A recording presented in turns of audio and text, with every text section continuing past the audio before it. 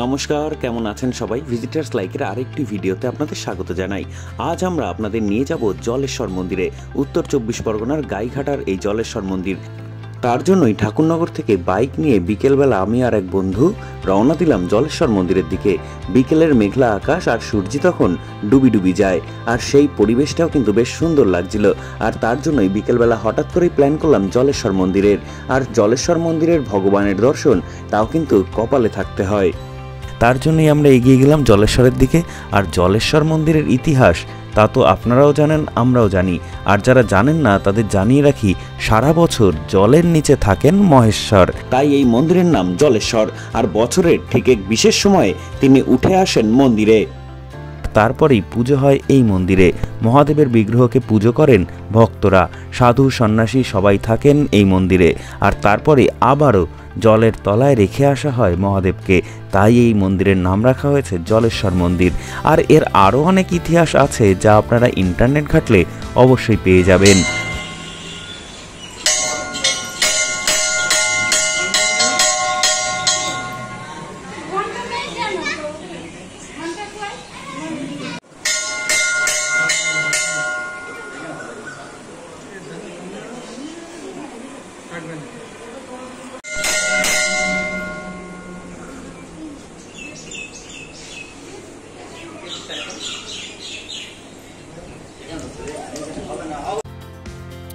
জলেশ্বর মন্দিরে সকাল হোক কিংবা বিকেল ভক্তদের আনাগোনা কিন্তু সারাদিন লেগেই থাকে।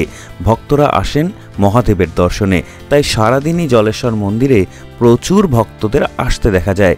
আর চৈত্র মাসে যেহেতু বিশেষ পার্বণ, সেক্ষেত্রে সেই সময়টাই কিন্তু মারাত্মক ভিড় থাকে এই মন্দিরে। ভক্তদের আনাগোনা তখন থাকে অনেকটাই বেশি।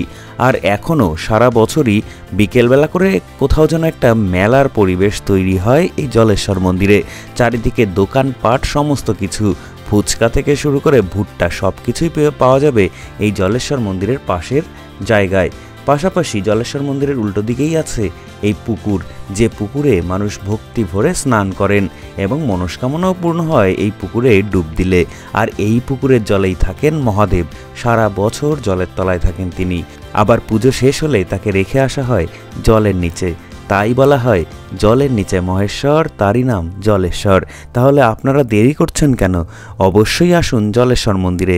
আমরাও গিয়ে চারিপাশটা বেশ ঘুরে দেখলাম, বেশ ভালোই লাগছিল। বিকেলটা ভালোই কাটলো মহাদেবের দর্শন পেয়ে। আর আপনারা অবশ্যই কিন্তু ঘুরে যাবেন এই জলেশ্বর মন্দির থেকে। আর কে কে এসছেন জলেশ্বর মন্দিরে অবশ্যই কমেন্ট করে জানান। আর যদি না এসে থাকেন তাহলে একবার হলেও ঘুরে যান। আর কে কোথা থেকে দেখছেন ভিডিওটা সেটাও কিন্তু কমেন্ট করতে ভুলবেন না।